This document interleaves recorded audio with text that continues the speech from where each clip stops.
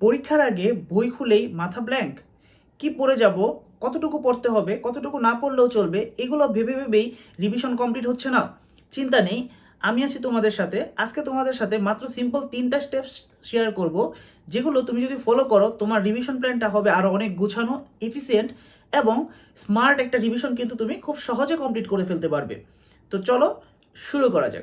Step 1, priority list. Priority list হলো সেই সকল অধ্যায় যেগুলো অধ্যায় থেকে পূর্ববর্তী ইয়ারে সবচেয়ে বেশি কুইশন আসছে এবং সেই সকল টপিক যে টপিকগুলো থেকে সবচেয়ে বেশি কুইশন আসছে। অল্প সময়ে পরীক্ষার আগে তুমি যদি সম্পূর্ণ সিলেবাসটা পড়তে চাও তাহলে তুমি কিন্তু সম্পূর্ণ সিলেবাস শেষ করতে পারবে না। 2-3টা অধ্যায় পড়তে পড়তেই তোমার সময় চলে যাবে। তাই তুমি সবার আগে পূর্ববর্তী ইয়ারের কুইশনগুলো অ্যানালাইসিস করে বের করো কোন কোন অধ্যায় থেকে সবচেয়ে বেশি পরিমাণে কুইশন আছে এবং কোন কোন টপিক থেকে বেশি পরিমাণে কুইশন আসে। এখানে একটা 80-20 রুলস আছে, খেয়াল করবা 80% কুইশন কোনো নির্দিষ্ট 20% টপিকগুলো থেকেই কিন্তু হয়। তাই অবশ্যই সেই টপিকগুলো খুঁজে বের করো এবং সেগুলো আগে পড়ো। আরও একটা টিপস থাকবে, সেটা হলো সহজ জিনিস যেটা তুমি পারো সেটা আগে পড়ো এবং আস্তে আস্তে তুমি কঠিন জিনিসগুলোর দিকে এগিয়ে যাও। Step 2, active revision. Active revision বলতে বোঝায় কোনো একটা পড়ার সাথে সাথে লিখে ফেলা। তুমি যদি কোনো একটা পড়া শুধুমাত্র পড়ো, তার থেকে সেই পড়াটা যদি তুমি লিখতে লিখতে পড়ো বা লিখে ফেলো, তাহলে কিন্তু তার চাইতে অধিক দীর্ঘদিন তোমার সেই পড়াটা মনে থাকবে। তুমি পড়ার সাথে সাথে যদি তুমি নোট করে ফেলতে পারো, সেই নোটটা কিন্তু পরবর্তীতে তোমার স্টাডি ম্যাটেরিয়াল হিসেবে কাজে লাগবে রিভিশনের জন্য।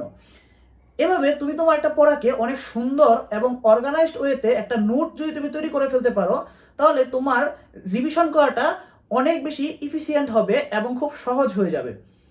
এছাড়াও যে পড়াটা তোমার অনেক বেশি কঠিন লাগে সেই পড়াটা তুমি তোমার বন্ধুকে বুঝাতে পারো বা আয়নার সামনে দাঁড়িয়ে দাঁড়িয়ে নিজেকে নিজেই একবার বুঝাতে পারো। এই পদ্ধতিটা আমি নিজে পার্সোনালি ফলো করি এবং এটা ফলো করলে একটা পড়া অনেক দীর্ঘদিন মনে থাকে। স্পেশাল টিপস, যে পড়াটা খুব বেশি কঠিন লাগে সেটার তুমি ফ্ল্যাশ কার্ড বানাতে পারো অথবা একটা মাইন্ড ম্যাপ নিতে পারো, তাহলে কিন্তু সেই পড়াটা আরও সুন্দর করে গুছিয়ে যাবে। Step 3, last night revision. পরীক্ষার আগের রাতে খুব বেশি পড়ার প্রয়োজন নেই, বরং তুমি রিভিশন করার চেষ্টা করো। সবচেয়ে বেশি ফোকাস করো যে নোটসগুলো তুমি নিজে বানিয়েছো এবং প্রিভিয়াস ইয়ারের কুইশনগুলোতে। তুমি পরীক্ষার আগের রাতে নতুন কিছু পড়তে যেও না, বরং যেগুলো তুমি পারো সেগুলোই পড়ো। নতুন কিছু যদি তুমি পড়তে যাও, তুমি যেগুলো পারো সেগুলো ভুলে যাওয়ার সম্ভাবনা আছে। এবং খুব বেশি প্যানিক করা যাবে না বা পরীক্ষা নিয়ে খুব বেশি টেনশন করা যাবে না। একটু রিল্যাক্স থাকতে হবে এবং মাথাটা ঠান্ডা রাখতে হবে।